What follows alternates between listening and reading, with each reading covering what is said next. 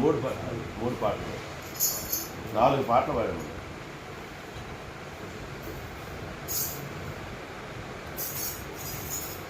దేవునికి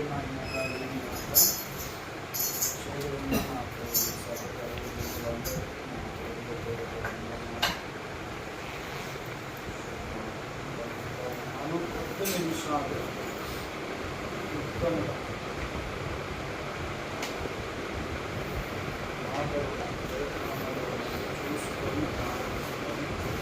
ప్రభు శరీర రక్తములో యోహాను సువార్త 6వ అధ్యాయము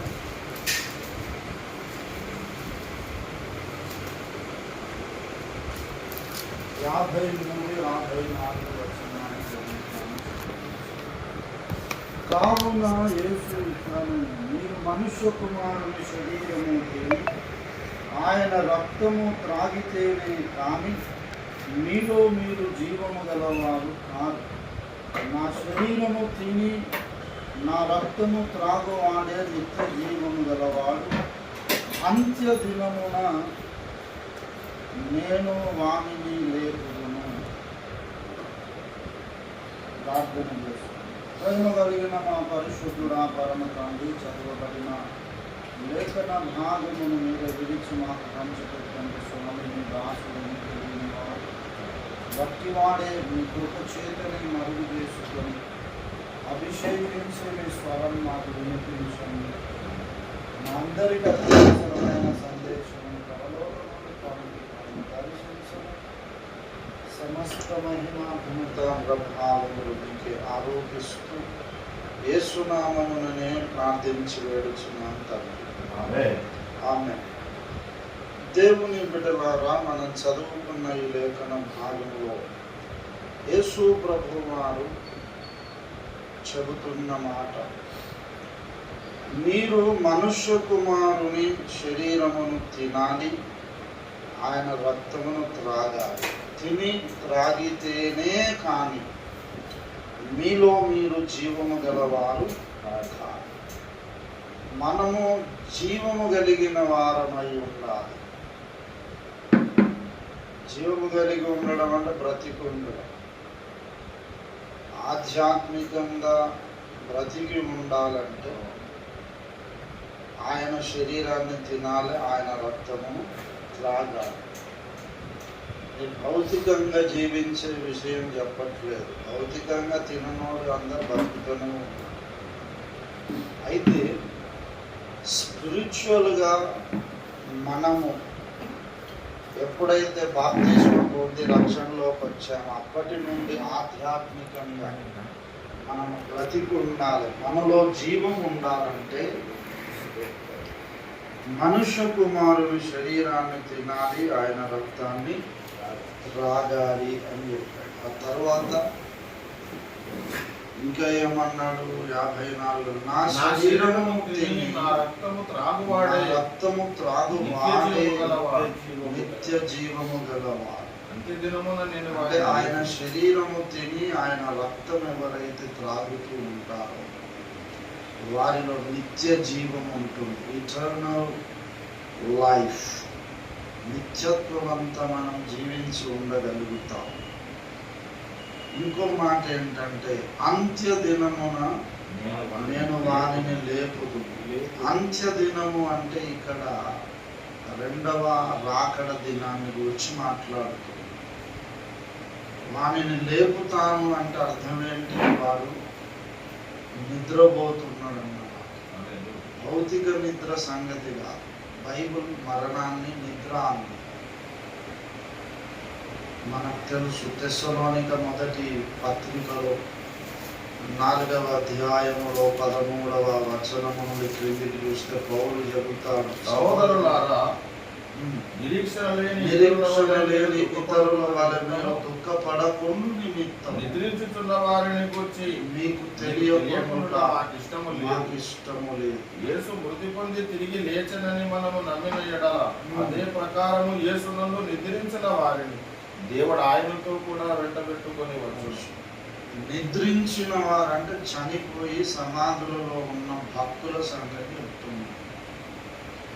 అంత్య దినమున వారిని లేపుతాను అంటున్నారు. అంటే ఈ ప్రభువు యొక్క శరీర రక్తములలో పాలు పొందుట అనేది ఏదైతే ఉందో అది మన పునరుద్ధానముతో ముడిపడి ఉన్నది. అందుకే ఇది చాలా డెడ్లీ సీరియస్ మ్యాటర్.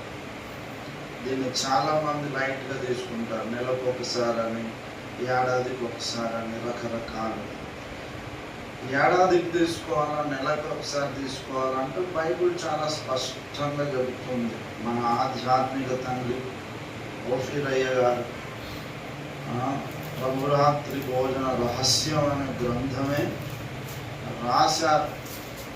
అపోస్తలుల కార్యముల గ్రంథములో 2వ అధ్యాయం 42వ వచనం మనం గమనిస్తే, వీరు అపోస్తలుల బోధయందు సహవాసమందు రొట్టె విరుచుట ప్రార్థన చేయుట ఎడతెగకై ఉంది.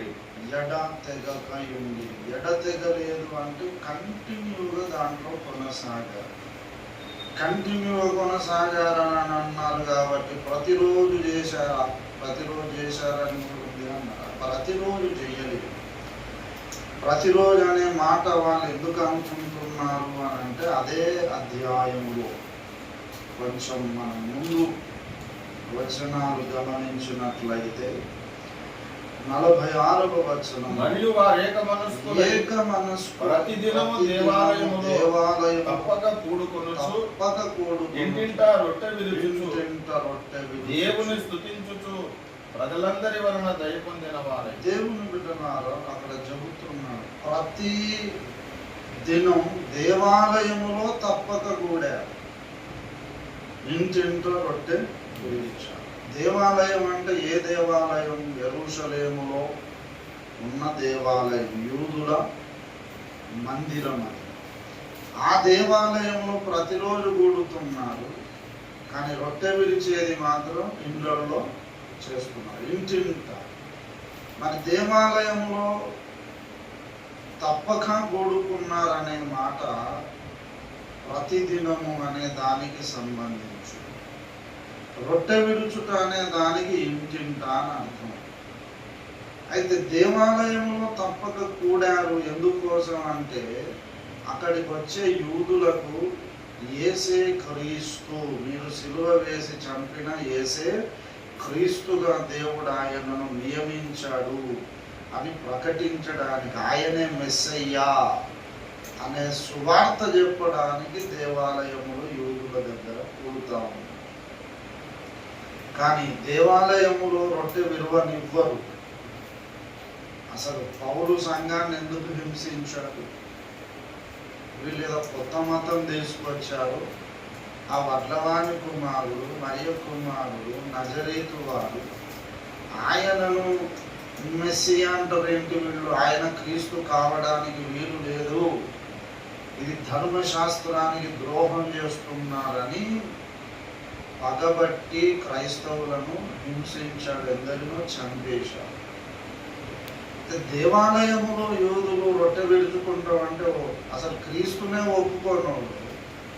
అక్కడ రొట్టె విరుస్తా అంటే ఎందుకు ఒప్పుకోడు.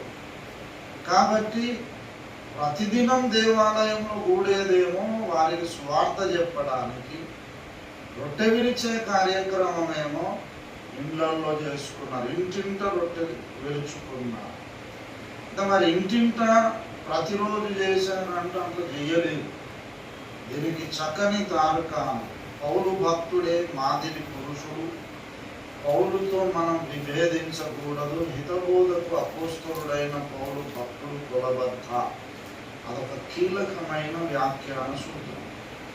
అపోస్తలుడైన పౌలు మాదిరి పురుషుడు. ఎందుకంటే చెప్పుకుంటున్నాడు 1 తిమోతి 1 అధ్యాయం 16లో నిత్య జీవము నిమిత్తము తనను విశ్వసింపబో వారందరికీ నేను మాదిరి అన్నాడు. అలాగే 1 కొరింథీ 11వ అధ్యాయం 1 వచనంలో ఏం చెప్పాడు? నేను క్రీస్తును పోలి నడుచుకున్న ప్రకారం నన్ను పోలి నడుచుకున్నాను. ఆ పౌలును గురించి పేతురు సిఫారసు చేస్తూ 2 పేతురు 3వ అధ్యాయం 16, 16 ఆ వచనాలలో చెబుతాడు. మన సహోదరుడైన పౌలు తనకు అనుగ్రహించిన కృప చొప్పున జ్ఞానము చొప్పున కొన్ని సంగతులు రాశాడు, బోధించాడు తన పత్రికలలో. అయితే వీటిలో కొన్ని సంగతులు గ్రహించుటకు కష్టమైనవి, వాటిని విద్యావిహీనులు అస్థిరులైన వారు తక్కిన లేఖనములను అపార్థము చేసినట్టు తమ స్వకీయ నాశనమునకు అపార్థము చేయుదురు అన్నాడు.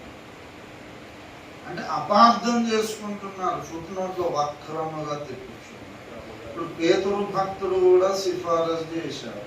అంటే పౌలు చెప్పిన సంగతులు కొన్ని గ్రహించుట కష్టము, వాటిని విద్యావిహీనులు అస్థిరులు అపార్థం చేసుకుంటున్నారు. అంటే నాశనం తెచ్చుకోవడానికి వక్రీకరిస్తున్నారు. కనుక పౌలు మాదిరి పురుషుడు, హితబోధకు కానీ ఏ విషయానికైనా పౌలు మాదిరి. కనుక పౌలు టీచింగ్స్ లో విభేదించు. ఆ పౌలు ఒకసారి త్రోయకు వచ్చాడు.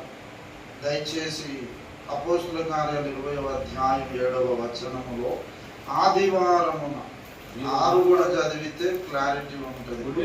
దినములైన తర్వాత మేము ఓడ ఎక్కి ఫిలిప్పి విడిచి 5 దినములు త్రోయకు వచ్చి అచ్చట వారి యొక్క 7 దినములు గడిపి 7 days ఉన్నాం. ఈ 7 days అక్కడ ఉన్నారు. కానీ ఆదివారమున మేము రొట్టె విరుచుటకు కూడినప్పుడు అన్నాడు. 7 రోజులు ఉన్నాడు. అంటే సోమవారం చేరుకుంటే సోమ, మంగళ, బుధ, గురు, శుక్ర, శని, ఆదివారం దాకా ఉన్నారు. 7 రోజులు ఉన్నారు. కానీ 7 రోజులు ప్రతిదినం రొట్టె విరవలేదు. ఆదివారమున రొట్టె విరుచుటకు కూడి తిని అన్నాడు. ఆ పర్పసే, కూడుకోవడానికి ఉన్న ఉద్దేశమే రొట్టె విరుచుట కొరకు. ఇప్పుడు ఈ 3 వచనాలను మనం క్రోడీకరించాలి. ఇంటింట రొట్టె విరుచారు, ఎడతెగలేదు, ఇక్కడేమో ఆదివారం. ఈ 3 వచనాలను క్రోడీకరించి సారం వెండుకుంటే నీ వాక్య సారాంశం సత్యం అనే సూత్రం ప్రకారం ప్రతి ఆదివారము వారు రొట్టె విరిచారని అర్థం వస్తుంది.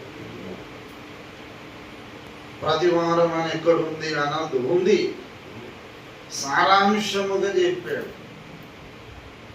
మరి నెలకొక్కసారి అని ఉందా? మరి అదన్నా చూపిస్తాను. నెలకొక్కసారి అని నువ్వు చెప్పలేవు, ప్రూవ్ చేయలేవు. కానీ వాక్య సారాంశమే సత్యము. యెహోవా వాక్యము కొంత ఇచ్చట కొంత అచ్చట మీకు వచ్చును అనే సూత్రముల ప్రకారం ప్రతి ఆదివారము చేశారని నిరూపించబడుతుంది. అయితే ప్రతిరోజు చెయ్యలేదు, ఎడతెగలేదు, ఆదివారం చేశారు. ఈ 2 కలిపితే ఏమర్థం వస్తుంది అంటే ఆదివారం చేశారు, ఎడతెగలేదు అంటే ప్రతి ఆదివారం దాంట్లో కొనసాగుతున్నారు. ఇది డెడ్లీ సీరియస్ విషయం. దీంట్లో ప్రతి ఆదివారము పాల్గొనుట ద్వారా మనలో మనము జీవము కలిగి ఉంటాము. అంతేకాదు మనము నిత్య జీవము, ఇటర్నల్ లైఫ్ మనలో కలిగి ఉంటాము. అంతేకాదు అంత్య దినమున నేను వానిని లేపుదును. అంటే చనిపోయి సమాధిలోనికి వెళ్ళిపోతే యేసు 2వ రాకడలో ఆకాశ మండలానికి ఆయన వచ్చినప్పుడు సమాధిలో ఉన్న ఆ నిద్రించుచున్న వాడిని లేపుతాడు. అయితే నా ప్రశ్న ఏంటంటే సీరియస్నెస్ లేదు కదా చాలా మంది. ఇంతకు వీళ్ళకి యేసయ్య 2వ రాకడలో వచ్చినప్పుడు సమాధిలోకి లేవాలని ఉందా, అట్లనే పండుకొని ఉండాలని ఉందా?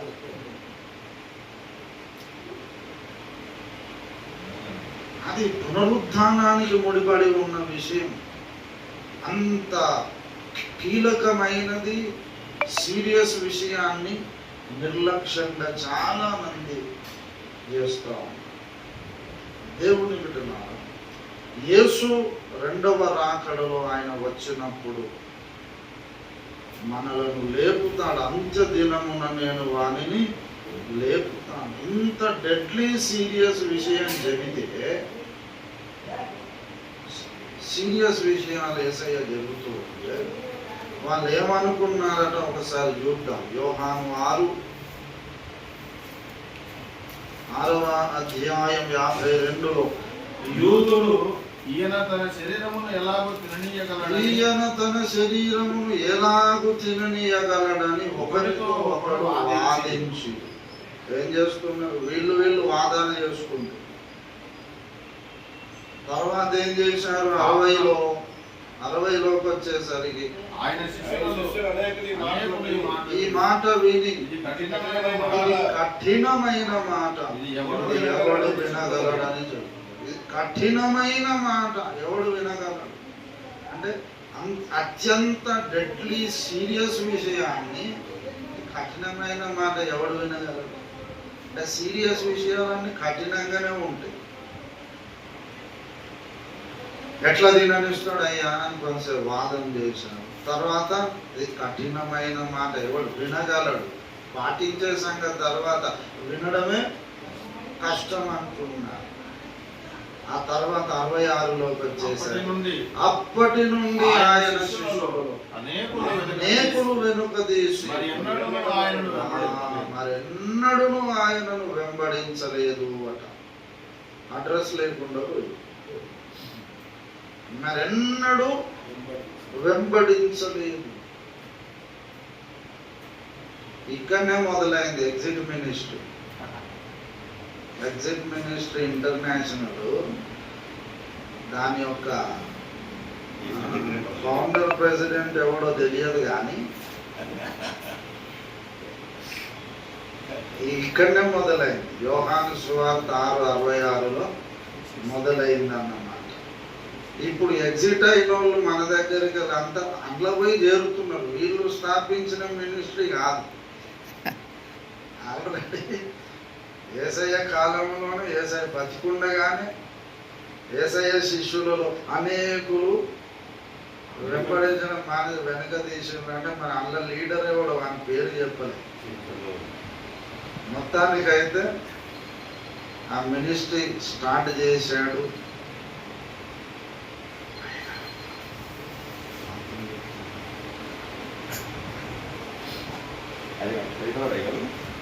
ఆ మినిస్ట్రీ స్టార్ట్ చేసాడు. అందులో వీళ్ళు జాయిన్ అయ్యారు. అయితే దేవుని బిడ్డలారా, ఆ మాట కూడా రెఫరెన్స్ ఎక్కడ రాసిండో తెలుసా?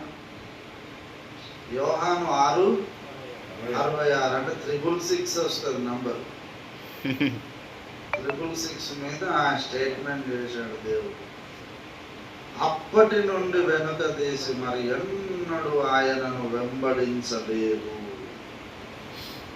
ఎందుకు వెంబడించలేదంటే యేసయ్య ఒక కఠినమైన మాట చెప్పాడు, అది వాళ్ళకు జీర్ణం కాలేదు, నచ్చలేదు, ఎవడు వినగలరు. మరి యేసయ్య ఏం చేశాడు? వెనక్కి తిరిగి చూస్తే 12 మంది శిష్యులు ఉన్నారు. వాళ్ళతో అన్నాడు, మీరును వెళ్ళిపోవాలని ఉన్నారా అని 12 మందిని అడుగగా 68వ వచనంలో సీమోను పేతురు, ప్రభువా ఎవని యొద్దకు వెళ్ళుదుము? నీవే నిత్య జీవపు మాటలు గలవాడవు, నీవే దేవుని పరిశుద్ధుడవని మేము విశ్వసించి ఎరిగి ఉన్నామని ఆయనతో చెప్పాను. హల్లెలూయా. ఎవని యొద్దకు వెళ్ళుదాం ప్రభువా? నీవే నిత్య జీవపు మాటలు గలవాడవు, నీవే దేవుని పరిశుద్ధుడవు. You are the holy one of God. దేవుని పరిశుద్ధుడవు నీవు. ఇంకెక్కడికి పోగలం అంటే యేసయ్య పోవాలంటే మీరు పోవచ్చురా బాబు, నో వరీస్, నో, మీకేమి ఫ్రీడమ్ ఉంది. బాబా మీరన్ను ఉండండిరా, అందరు వెళ్ళిపోయారు, కనీసం 12 మంది మీ మీద ఆశలు పెట్టుకున్నా, మీతో నేను ఏదో చేద్దాం అనుకున్నానులే, పోవాలనుకుంటే పోవచ్చు. పేతురు అన్నాడు, ఎవరి యొద్దకు వెళ్ళి. అంటే యేసయ్య కావలసింది ఎవరంటే, యేసే నిత్య జీవపు మాటలు గలవాడు, ఆయనే దేవుని పరిశుద్ధుడు అని గ్రహింపు కలిగినోడు ఉండాలి. ఆ ప్రత్యక్షత కలిగినోడు కావాలి. హల్లెలూయా. ఆ ప్రత్యక్షత ఎట్లా వచ్చింది అంటే అక్కడ చెప్పాడు ఒక కీలకమైన సూత్రం, నీవే దేవుని పరిశుద్ధుడవని మేము విశ్వసించి ఎరిగి ఉన్నాం. విశ్వసించి ఎరిగి ఉన్నాం. ఎరిగి విశ్వసించాం అనలేదు, విశ్వసించారు. అంటే యేసయ్య ఏం చెప్పాడో ఆ మాటల యందు వీరు విశ్వాసం ఉంచారు. ముందు విశ్వాసం ఉంచినందుకు వాళ్ళకు ఒక గ్రహింపు వచ్చింది. ఏంటంటే యేసే నిత్య జీవపు మాటలు గలవాడు, ఆయనే దేవుని పరిశుద్ధుడు అనే ప్రత్యక్షత వచ్చింది.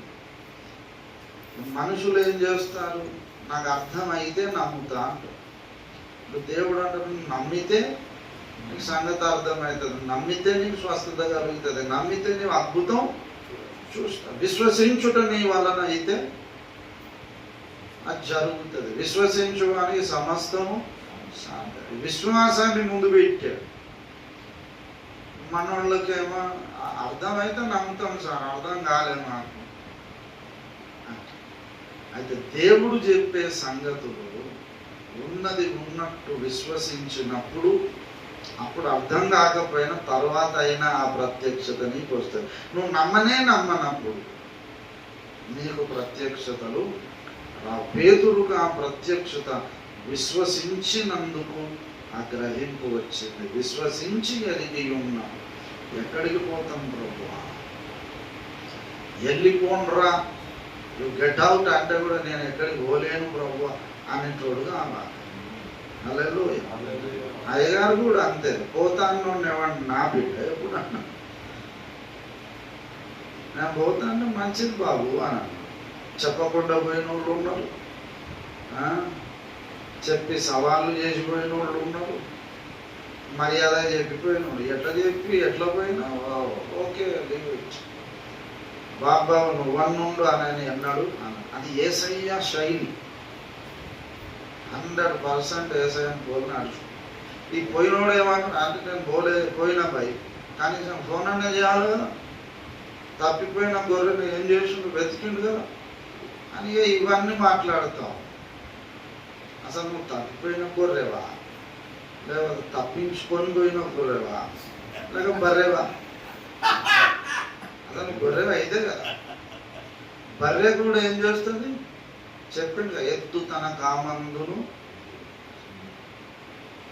దొడ్డి ఎరుగుతుంది. అది తప్పిపోయినా కూడా అది వెతుక్కున్న మళ్ళీ వస్తుంది. రావడం లేదంటే అర్థం ఏంటి, తప్పిపోలేదు, తప్పించుకొని పోయింది. ఎట్లు బర్రెలు ఇవన్నీ కూడా సొంత దొడ్డి నెరుగుతే వస్తాయి అన్నాడు యేసయ్య. నా ప్రజలకు తెలివి లేదు అని, జ్ఞానము లేదు.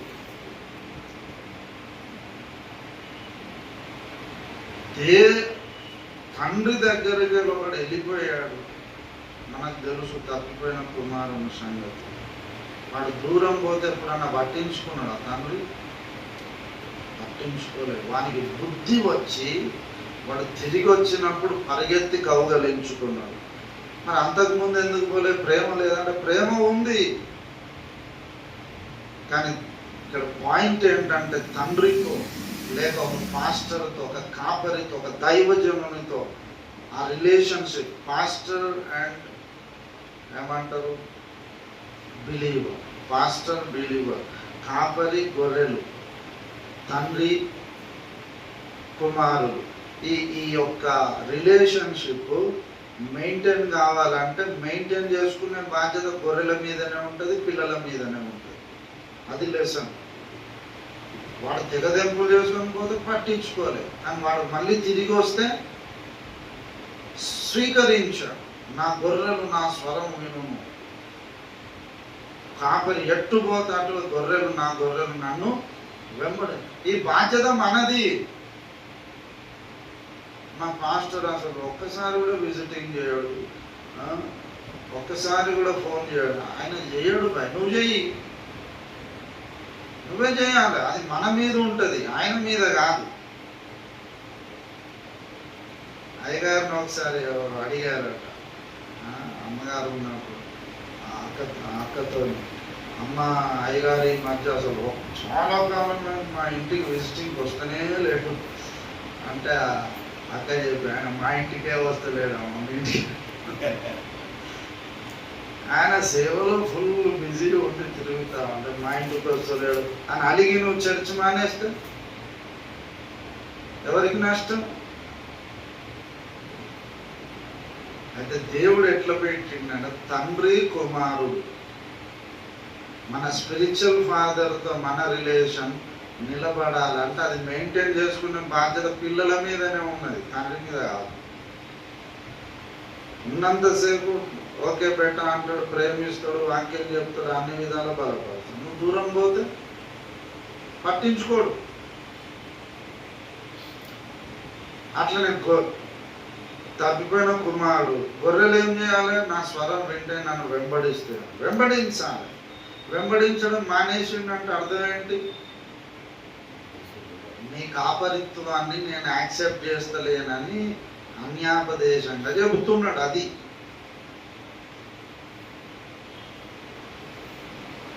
ఇప్పుడు గొర్రె తప్పిపోయింది, వెతకడానికి పోయిండు. వెతకడానికి పోయినప్పుడు కాపరి స్వరం వినగానే ఏమంటది? అది శబ్దం వినబడ్డది, కాపరిది ఎక్కడున్నా ఏదో సిగ్నల్ ఎక్కడ అని వెతుకుతా ఉంటాడు, దానికి వినబడ్డది. ఏం చేస్తుంది? అది కూడా రెస్పాండ్ అవుతుంది, కేక వేస్తుంది, నేను ఇక్కడ ఉన్నా అని. అవునా కదా? ఇప్పుడు కాపరి మాట ఇట్లా వస్తా ఉన్నాడు, మాట్లాడుకుంటారు, వాయిస్ వినపడాడు, అయ్యగారు గమ్మునని సందులో పడిపోతుంది అనుకో. కాపరి దగ్గరికి గొర్రెలు ఏం చేస్తాయి? స్వరం వినా పరిగెత్తుకొని వస్తాయి. ఇప్పుడు సందులో పడిపోతున్నాడు అంటే వాడు ఏం చెప్తున్నాడు అంటే ఇండైరెక్ట్గా నిన్ను నేను ఏం పెద్ద యాక్సెప్ట్ చేస్తలేనని చెప్తున్నాను. కాపరిని చూడగానే సంతోషం కలగాలి, దగ్గర రావాలి. దూరం దూరం ఉండి అట్నుంచి అటే పోతున్నావు అంటే అది నువ్వు సరిగా మెయింటైన్ చేస్తావు. మీరు నువ్వు వెళ్ళిపోవాలని ఉన్నారు అంటే పోవాలని పోవచ్చు అంటున్నా. అయితే ఎవరి యొద్దకు వెళ్ళుదుము ప్రభువా, నీవే నిత్య జీవకు మాటలు గలవాడు, దేవుని పరిశుద్ధులు అని మేము విశ్వసించాం, ఎరిగి ఉన్నాం. విశ్వసిస్తే ఆ గ్రహింపు వస్తుంది, విశ్వసించకపోతే గ్రహింపు రాదు.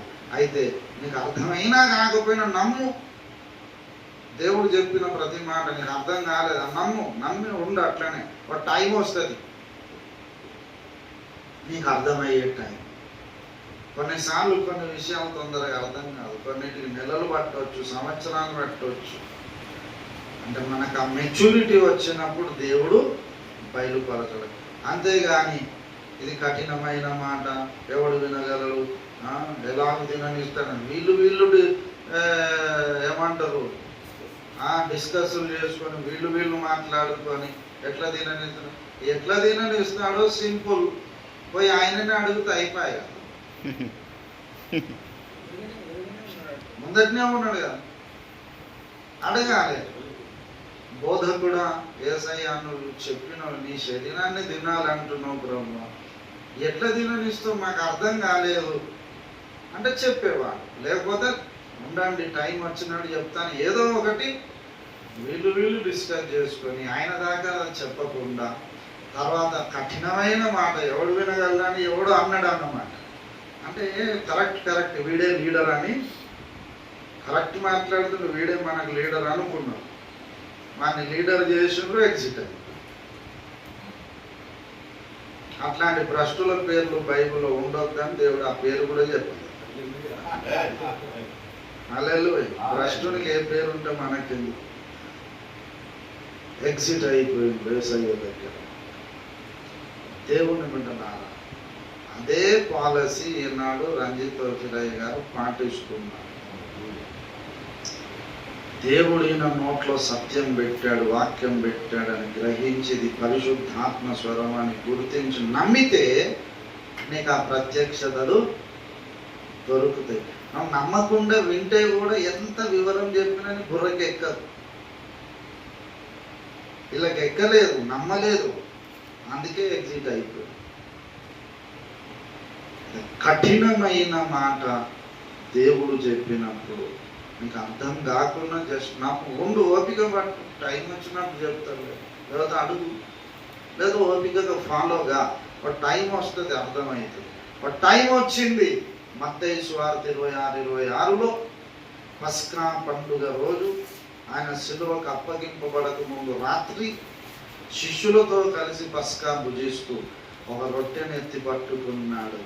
దానిని బట్టి తండ్రికి కృతజ్ఞతాస్తుతులు చెల్లించి ఆశీర్వదించి విరిచి శిష్యులకు ఇచ్చి అన్నాడు, దీనిని తీసుకొని తినుడి, ఇది నా శరీరం. ఎట్లా తిననీయగలడు అంటే ఇట్లా తిననీయగలడు. ఈ వెళ్ళిపోయినోడికి ఇప్పుడు ఆ ప్రత్యక్షత లేదు కదా. కనీసం వాడు ఓపికతో ఉంటే ఆ ప్రత్యక్షత దొరికేది, తినగలిగేవాడు. తర్వాత పాత్రను పట్టుకున్నాడు, కృతజ్ఞతాస్తుతులు చెల్లించి దీనిని తీసుకొని త్రాగుడి, ఇది నా రక్తము వలననైన క్రొత్త నిబంధన. ఈ విధంగా తన రక్తాన్ని త్రాగనిస్తున్నాడు. హల్లెలూయా. ఈ గంభీరమైన కార్యక్రమం, ఆయన శరీరమును తినుట, ఆయన రక్తమును త్రాగుట అనేది పస్కా పండుగ రోజు యేసయ్య శిష్యులకు పరిచయం చేశాడు. ఇక అప్పటి నుండి ఆదిమ అపోస్తలుల ద్వారా సంఘానికి అది ఒక అత్యంత ప్రాముఖ్యమైన విషయముగా దేవుడు దాన్ని స్థిరపరిచాడు. ఆదివారమున రొట్టె విరుచుటకే పౌలు అతనితో ఉన్నవారు త్రోయలో కూడుకున్నారు. ఎడతెగలేదు ఆదిమ సంఘం అని చెప్పింది. దాంట్లో మనం ఎడతెగకుండా కొనసాగాలి. కొనసాగితేనే మనలో మనం జీవము కలిగిన వారం అవుతాము, మనలో నిత్య జీవం ఉంటుంది. యేసయ్య రెండవ రాకడలో అంత్య దినమున ఆయన వచ్చినప్పుడు మనకు పునరుద్ధానం కలుగుతుంది. ఇంత సీరియస్ విషయం. నాకు పునరుద్ధానం అక్కర్లేదు, 2 ఉన్నాయి కదా పునరుద్ధానాలు, సెకండ్ దాంట్లో పోదాంలే, ఇప్పుడు అంత రష్ ఎక్కువ ఉన్నది ఫస్ట్ దాంట్లో అంటే అందులో పోతే పరలోకానికి రావు, నరకానికి పోతుంది. భోజనాల కాడ పోయినప్పుడు రష్ ఉన్నది అనుకో, నేను ప్లేట్ పట్టుకోను, కొన్ని తింటే తినని అందరు లాస్ట్కు తిందాం. లాస్ట్కు తింటే ఎట్లా సార్, ముక్కలు మటన్ ముక్కలు మొగ్గున్నాను, ఇంత ఆకలి తిరగడానికి ఉంటే చాలు, ఏం మిగిలిపోతే ఆ పప్పుచారు పెరుగు వేసుకొని తింటారు, ముందు కొడుక. కానీ పునరుద్ధానం విషయంలో ఫస్ట్ పునరుద్ధానంలోనే ఉండాలి మనం. ఇక్కడ పర్లేదు అనుకోని ఇంకో దాంట్లో చూసి అనడానికి వీలు లేదు. తప్పకుండా మొదటి పునరుద్ధానంలోనే నేను ఉండాలి.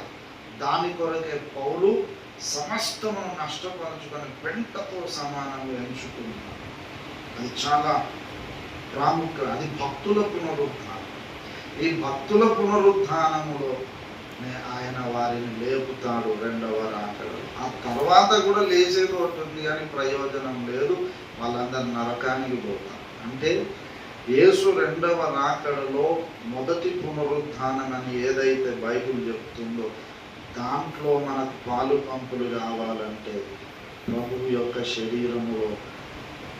శరీరమును తినాలి, ఆయన రక్తమును త్రాగాలి అని ప్రభువు స్వయంగా ఆయనే పరిచయం చేసినాక, ఆయనే చెప్పినాక దాన్ని నిర్లక్ష్యం చేస్తున్న వాళ్ళు ఘోరంగా నష్టపోతారు.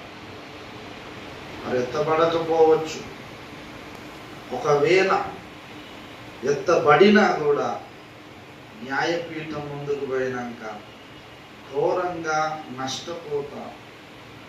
వారి బహుమానంలో గండిపడుతుంది, మహిమ అంతస్తులో గండిపడుతుంది.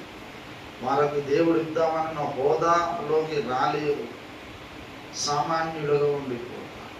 మనం ఎత్తబడాలి, ఉన్నతమైన స్థానంలో ఉండాలి, ఉన్నతమైన మహిమ అంతస్తులో ఉండాలి అనే సీరియస్నెస్ కలిగిన ప్రతి ఒక్కరు కూడా ప్రతి ఆదివారం ఎడతెగకుండా ప్రభు బల్లలో పాలు పొందాలి. ఇది వాక్య సారాంశ సత్యం. అయితే ప్రభు శరీరాన్ని రక్తాన్ని అయోగ్యంగా తీసుకోకూడదని 1 కొరింథీ 11వ అధ్యాయం 23 నుండి క్రిందికి ఉన్న లేఖన భాగాల్లో చెప్పాడు. కనుక ప్రతివాడు తనను తాను స్వపరీక్ష చేసుకొని పాపాలు ఒప్పుకొని, పోయిన వారం వాళ్ళలో పాల్గొందినది మొదలుకొని ఇప్పటిదాకా ఎక్కడైనా ప్రభుకు ఆయాసం కలిగించామా, కాని మాట ఏదైనా పలికామా, ప్రభువును దుఃఖపరిచామా, తోటి సహోదరులతో సహోదరులతో మనం ఏదైనా వారికి బాధ కలిగించామా, లేఖనానికి విరుద్ధంగా నడిచామా, మన హృదయం మన మనస్సు కలుషితమైపోయిందా, ఒకసారి స్వపరీక్ష చేసుకొని యేసయ్య రక్తములో మన పాపాలు గడుపుకొని, అలాగే విన్న వాక్య కాంతిలో మనం పరీక్షించుకొని, వాక్యం అనే ఉదకములో మన పాపాలని కడుక్కొని పరిశుద్ధాత్మ అగ్నిలో కాల్చబడి పవిత్రపరచబడి యోగ్యముగా ప్రభు శరీరములో మనం చేయలేదు. అయోగ్యముగా పాలు పొందినందుకే కొరింథీ సంఘములో ఏం జరిగిందట ఒక్క మాట చదివి మనం ఇక ముగించుకుందాం. ప్రభు బల్ల కొరకు ఉపక్రమిద్దాం. 1 కొరింథీ 11వ అధ్యాయము 30వ వచనం. ఇందువలననే మీలో అనేకులు బలహీనులు రోగులునై ఉన్నారు. చాలా మంది నిద్రించుచున్నారు, రోగులైపోతున్నారు, బలహీనులైపోతున్నారు, చాలా మంది నిద్రించుచున్నారు. అక్కడ నిద్ర అంటే మళ్ళీ మాస్టర్ గారు ప్రసంగం చేసుకుంటే కునుకుపాటి నిద్ర సంగతి కాదు. నిద్రించుచున్నాడు, చచ్చిపోతున్నారు. ఆది మన సంఘంలో కొందరు చచ్చిపోయారు కూడా. ఎందుకంటే అది అంత చాలా డెడ్లీ సీరియస్ విషయం, గంభీరమైనది. అయోగ్యంగా చెయ్యి వేస్తే బలహీనతలు వస్తాయి, రోగాలు వస్తాయి, మరణం కూడా సంభవించవచ్చు. అయోగ్యముగా పాలు పొందితే ఇంత నష్టం ఉంది, మరి యోగ్యముగా పాలు పొందితే అది ఎంతో ఆశీర్వాదకరంగా ఉంటుంది. కనుక కొద్ది నిమిషాలు మనం ఎవరికి వారు మోకరించగలిగిన వారు మోకరించండి. ఏదైనా ఆరోగ్య సమస్య ఏదైనా ఉంటే అనారోగ్య సమస్య అలాగే కూర్చున్నా పర్వాలేదు. స్వపరీక్ష చేసుకొని మనం ప్రభు యొక్క శరీర రక్తములలో పాలు పొందడానికి మనం ఉపక్రమిద్దాం. ఇది పాపపు ఒప్పుకోరు సమయం కనుక కొద్ది నిమిషాలిక నేను మౌనం వహిస్తాను. నన్ను నేను స్వపరీక్ష చేసుకుంటాను. అందరము స్వపరీక్ష చేసుకొని